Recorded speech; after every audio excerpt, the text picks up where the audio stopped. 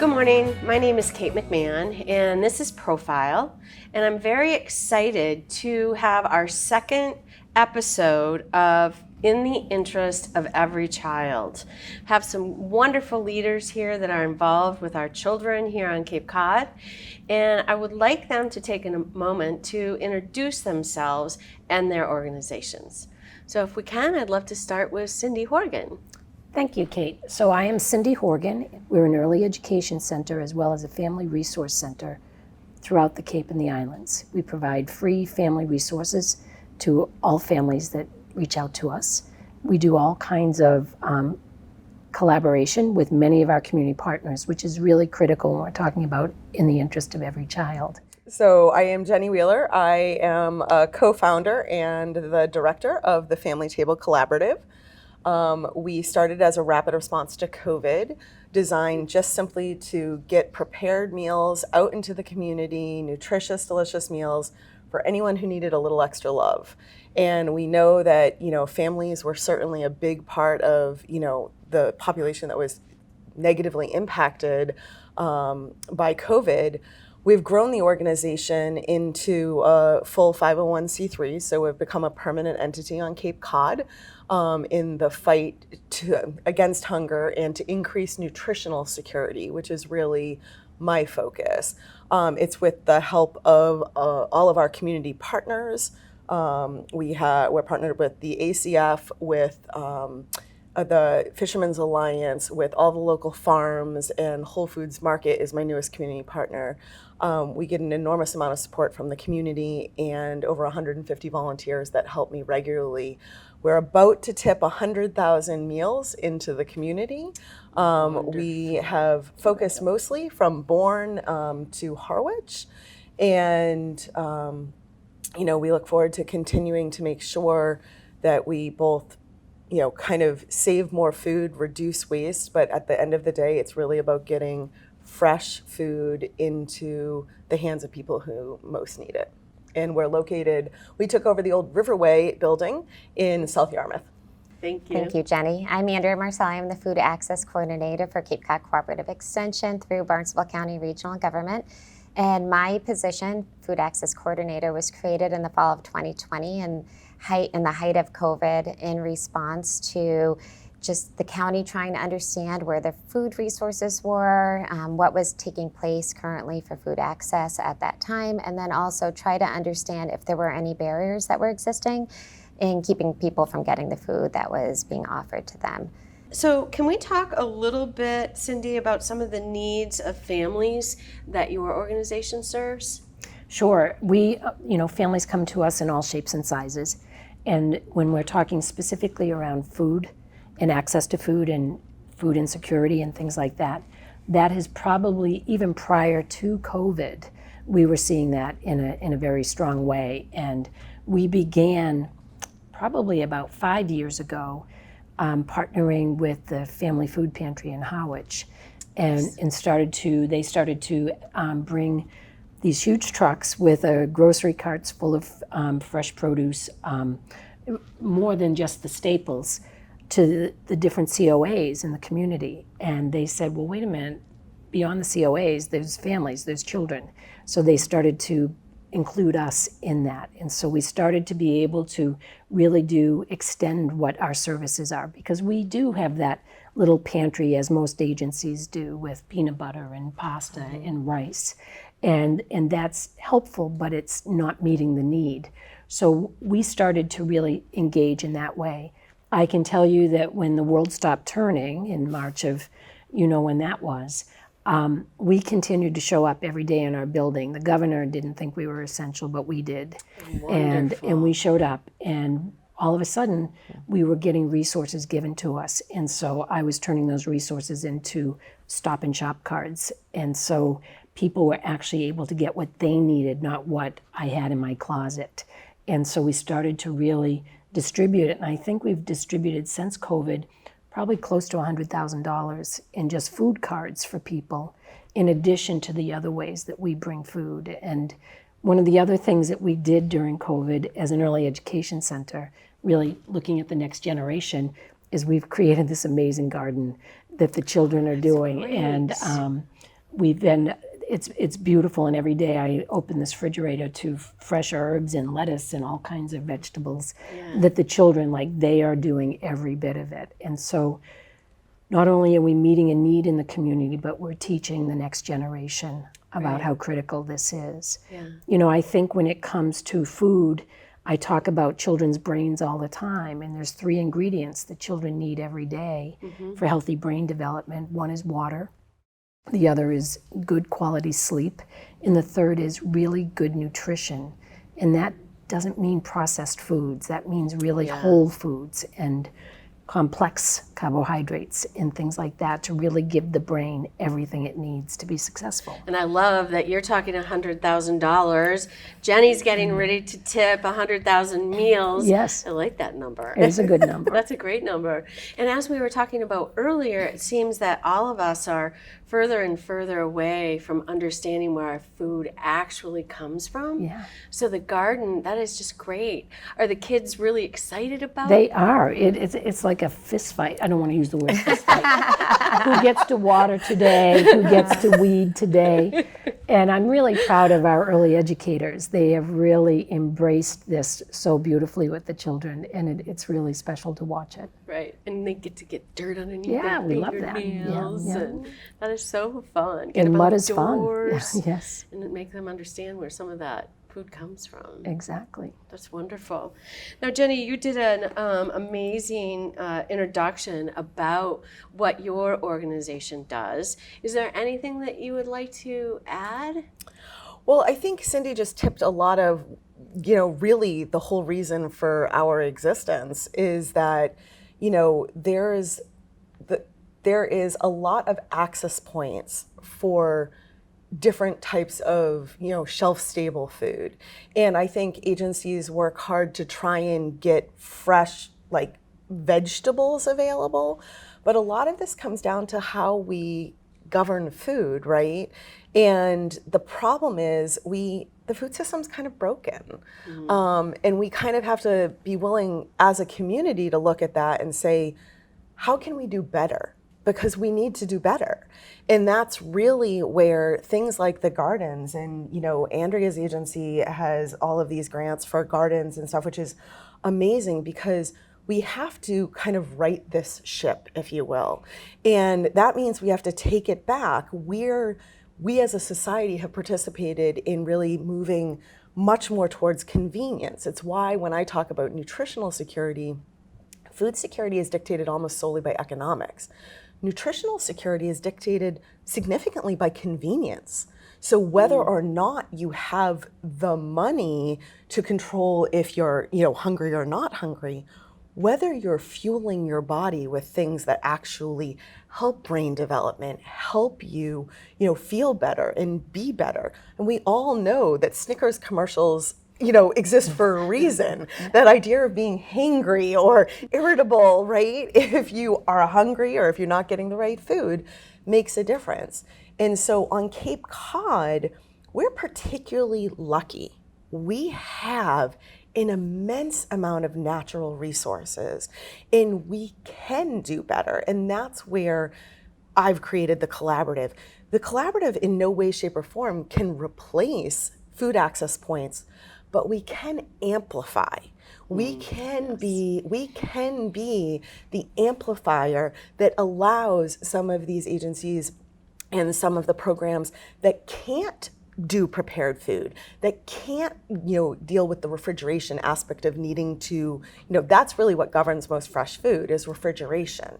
And it becomes very difficult. So, it's great to be able to have access to those staples that, we're never going to replace those. But if we can get healthier, prepared meals that at least shows that, hey, you do like this. You might never have heard of lentils. You might never have heard of dill. You might never have heard of cumin.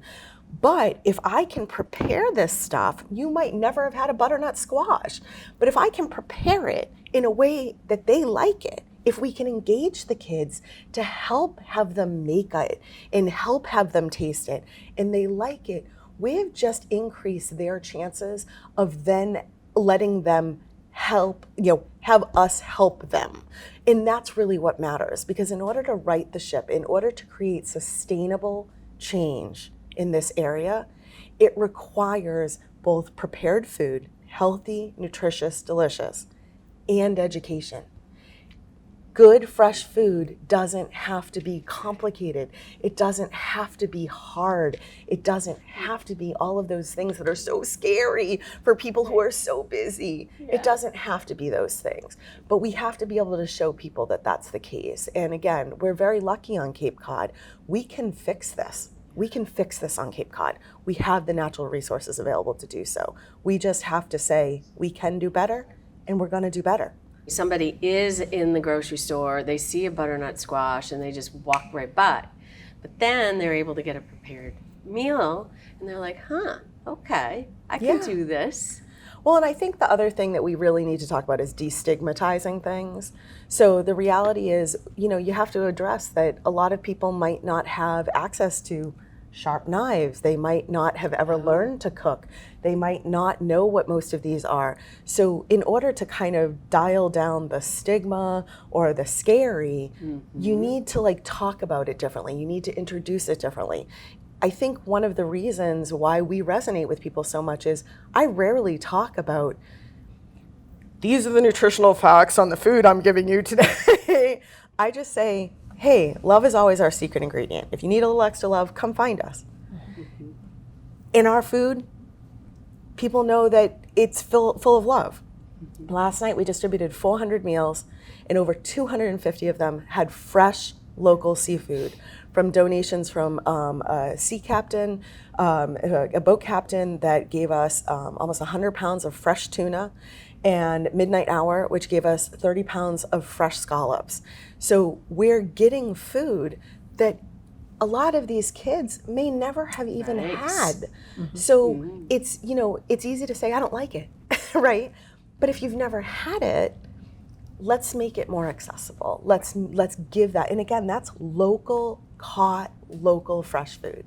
Now, Andrea, can you tell us a little bit about some of these grants that Jenny was just referring to and how that works for our community? Sure. So what I think is absolutely great that the county put the Food Access Coordinator position under the Cape Cod Cooperative Extension, which is a department of the county, is because the Cape Cod Cooperative Extension is the education department of the county. So our job really is to educate and to provide resources for the Cape Cod community. So some of the grants that Jenny was talking about is part of our role is going out to see what currently exists and then going out to try and find grants and state and federal funding to bring down to the Cape to then help support the existing initiatives that are taking place, but then also to use that funding to create some new initiatives and programs around food access by partnering with our local community members. That's great. So some of, for instance, we were talking about the gardens at Cape Cod Children's Place, but through a grant we received through the Massachusetts Department of Agriculture, we partnered with our community members who are from different countries to host a series of gardens that we call Everyone Eats, and they're cultural community gardens. So last year we planted crops that were native to Haiti and Brazil. And this year we're focusing on Eastern European crops and Asian crops. And it's a great way to educate the community about different types of produce that is grown throughout the world, and how to prepare it and how to cook it. But it's also a wonderful way to welcome and work alongside our other community members who are from different countries and to get their input and have them be part of our growing and expanding the food initiatives on the Cape. So it's been really great. Excellent. It's been really fun. So it's been extremely successful. We've had some videos and some recipes, and you can find them on the website for Cape Cod Cooperative Extension. And along with that, we were actually able to work with Cape Cod Foundation to secure funding to create the first Caribbean food pantry on the Cape. And so that's through the Canaan Seventh-day Adventist Church, and it's been really, really exciting to be able to see that this was something that this parish was already doing, but they just lacked, people didn't really know what it was that they were doing, and they were just trying to raise money on their own. And so we were able to partner with them and help them find some funding in order to form a formal food pantry at their church and reach out to the Jamaican and Haitian population throughout the entire Cape. That's wonderful. Yeah. So you were actually taking someone that was trying to complete the same mission that you were, and actually, like, to use Jenny's word, amplify that, which is great. Sure. So my main role is just coordinator, and I love being the connector of being able to see the great work people are already doing and then just help raise awareness so that other people can see what is taking place and how they can support it, and just be really appreciative of all the great work that's being done on the Cape. We have, when you say, Jenny, that we can handle this problem, we can. I've seen it. We have the most amazing people on Cape Cod who care so deeply for the families and the individuals on the Cape. So if anybody can really move the needle for food security in any region, it would be the Cape Cod region. I agree. I love the word that you use, connector. I've lived in a lot of communities, but I have never lived in a community like Cape Cod, where people are like, oh, there's a need, okay, let's roll up our sleeves. How are we going to figure this out? So that's great. I think if I can, I think what's really, really special about this and the connection between us and many more agencies is these collaborations help take away barriers. Yes. And I can remember in the midst of COVID, and we were working on food distribution, we had a lot of families that didn't have transportation to get there. And in the very beginning, they said, well, no, the family that's getting it has to be here. And we're like, we were delivering. And it was a call to Andrea. And all of a sudden, we were able to access that. And I was able to pull up and get food for 4 families and bring it to them because they weren't going to be able to get it themselves. I think the level of collaboration really is instrumental in taking away many of the barriers. Can you address for us, is this unique to certain towns on the Cape, the food insecurity? No. Or is it a Cape-wide issue? It is a Cape-wide issue. Even in our more affluent communities, there's absolutely insecurity happening there. And, we have such a tremendous tourism population. And, but I see here in Eastham, if you really look at a map, the closest supermarkets, true supermarkets, are 2 towns away.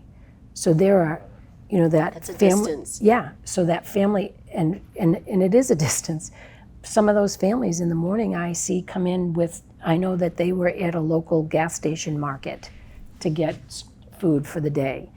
Those things there. And so the transportation, it all kind of piles on each other. So our transportation issues create lots of barriers, often for getting healthy foods. And, as well, getting to Hyannis is not an easy task. No, I think she makes a good point as far as like the access issue. Cape Cod has other things happening that are impacting food security and nutritional security, right? So access points, because even though we have a lot of access points, we have very little public transit. And because of the seasonal economy, the cost of living is much higher. Wages are actually slightly lower than state average, and we all know the housing crisis is significant. So the problem is that we kind of have to look at it as the ecosystem that we're working within in order to penetrate and create that sustainable change, right? So the collaboration is key, but we also have to look at the whole picture constantly to make sure, are we actually addressing, not just have lots of points that people could go, but is it getting to them? Are we doing this in the right way? And is that something that you all are looking at, on how these issues pretty much stack on each other that impact food security here? Sure. So there's so many different directions you could go with that, but absolutely. Going back to your first question about does food security impact all communities on the Cape, and absolutely, it doesn't matter if you're in Chatham or Sandwich or Hyannis, it impacts everybody the same. We have over 3 dozen food pantries and food service providers on the Cape, so there's a lot of different access points. But going back to the transportation or the high cost of gas, inflation, people losing jobs. We've seen that the need just keeps increasing, but it also shifts. So during COVID, there was a lot of people in need for food because of being in isolation and quarantine all of a sudden, or suddenly losing their jobs. Now we're seeing people who are coming and visiting the food pantries, and the numbers are even higher now than they were during COVID. And it's because all of a sudden people's rent keeps going up, their gas prices are increasing, their wages are staying the same, plus they're losing a lot of the financial assistance they received during COVID with COVID relief funds. So now all of a sudden we're seeing people who never really needed to visit a pantry before or get food from the Family Table Collaborative who now do, and trying to create that awareness and letting them know that it's okay and this is what it's there for. And if you all of a sudden have an extra expense or a bill or whatever it is, we can help you with offsetting the cost of your grocery budget. In that way. And that goes back to what you were discussing earlier about the various communities that we have who are on the Cape and helping people understand the various type of food that come across the world, and you're able to grow it. But that must help with stigma with food pantries as well, and taking advantage of those. I think stigma is always going to be a barrier. I will say, people have become very creative in how to remove some of it. And I remember working with a school social worker and realizing that there were children that on Friday, that was the worst day because they knew that on Saturday and Sunday they would not have food. And so I remember a local church starting this backpack program. So these children weren't leaving with their plastic bags of tuna fish and peanut butter that everybody said, oh, there's the kid. They were leaving with a backpack that was full of stuff that family needed. And, stigma is just such a barrier. Shame is never a motivator. And so we need to just identify that we are human beings on a journey, and dignity and respect have to be our biggest energy when engaging anybody. I had a family come in the other day and they were looking for something, and I just looked and I said, do you? We didn't even have to finish the sentence, and they said, can I? And I said, absolutely, and I'm so glad you came in. And that's how we do it, with dignity and respect in every way. I think that educational aspect also, with getting so much fresh food in from the, besides the fishermen, which is an amazing resource we have, also from the farms, right? Chatham Bars Inn Farm, Capabilities Farm, Barnstable Organic Farm. We're getting all of this fresh food in, but part of what my role has become is I have a team that will assess what can I use, what will I use, is it more than I'm going to be able to process out? And, a key thing for me is waste reduction. And that's part of coming from, it's kind of part of the shape-shifting our ideas of food in this country in general, right, is food isn't designed to be grown and to look perfect. Right. And if it is, you should probably be a little worried. Think about that perfectly round tomato. It's not I can't tell you how many people say to me, heirloom tomatoes, they're ew, that doesn't look good. I'm like, that is the most delicious tomato.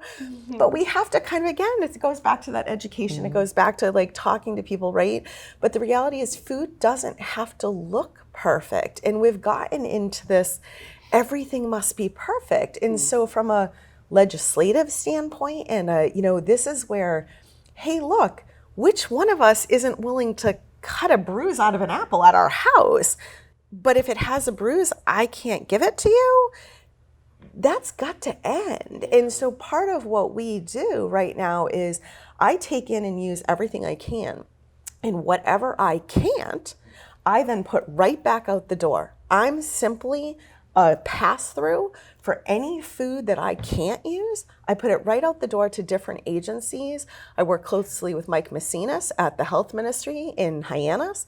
We've gone from feeding, 50 to 100 people to over 200 people every week, just with the food that comes through my door and goes right back out to Mike's agency to families who need it.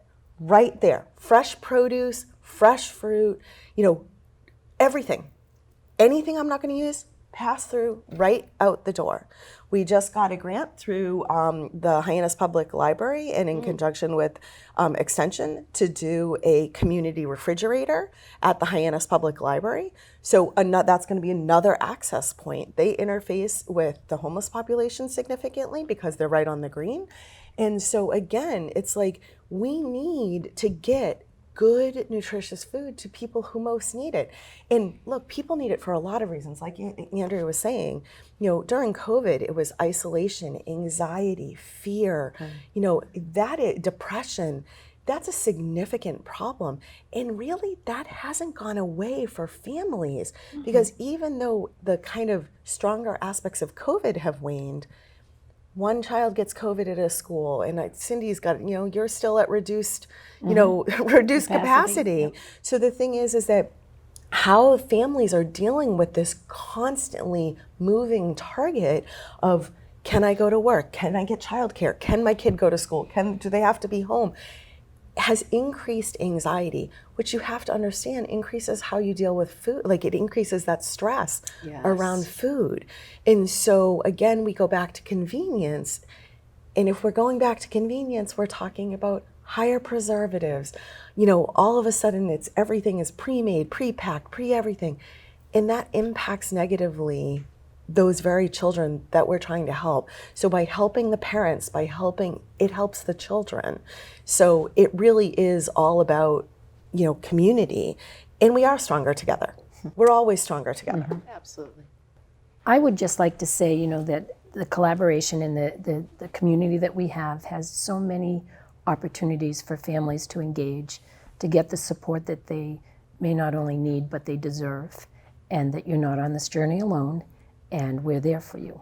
Going back to your question about stigma and reducing stigma, if anybody has any questions about how to access food, what are the requirements for getting food, where do they go, what can they expect when they arrive, they certainly can reach out to me and we can have a conversation through email or phone call, and I'd be happy to share just any information I have. And a lot of times it's just having somebody that they can connect with, whether it's Cindy at their childcare program or Jenny out in the community, or anybody that they know, but just having somebody that they can talk to and say, what can I expect and how can I get food in a really easy way. And a lot of times people want something that's more anonymous as well.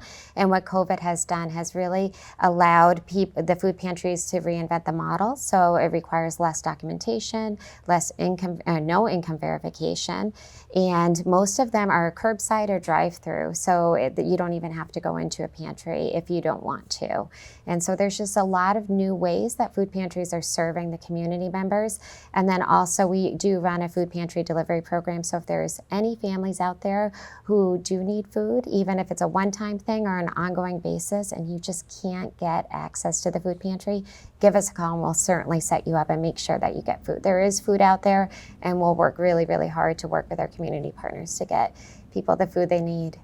That's wonderful, and I love that you're a great place to start to help people understand where and how easy it is to get food. That's great. How about you, Jenny? Anything else to share? Well, thank you so much for having me. I am incredibly passionate about this topic and, making sure that every single person on Cape Cod that needs access to a little extra love can get it. And, I think you're talking to the three of us who all care deeply about this topic. Yes. I think that anybody, if for any reason, nutrition is important, not just for, it's not just this esoteric thing. It impacts our physical health, our mental health, how we work, how we relate to one another, how we live and learn. And so it's critical, and it isn't a want. it's a need. So we're going to work really hard to make sure every single person has access to it. Well, thank you so much. Really appreciate you all being here. And thank you to the viewers for listening. And you can see right here on the screen if you're interested in getting involved, volunteering with these wonderful organizations, donating in any way you can. I know that they would love to have your support. So thanks for joining us today for In the Interest of Every Child on Cape Cod, the Profile Edition.